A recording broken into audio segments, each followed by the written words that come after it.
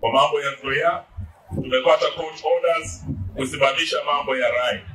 Na sisi tuambia Mheshimiwa Rais, sababu tumesikia akiongea kwa hasira jana, ati kwa nini watu wengine Bungoma wanapinga mambo ya privatization.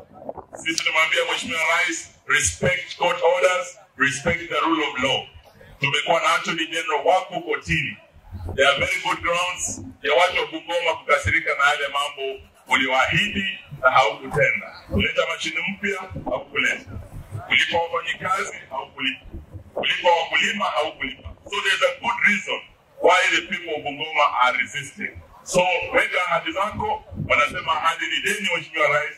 Lipa deni yako kwa kufanya yale uliahidi, sio yale mengine unafanya sasa. Otherwise, tarehe 12 June tutarudi kotini kumaliza mambo ya Nzoia, na Jumatatu tutakuwa huko kupeana court orders kwa Bwana Rai.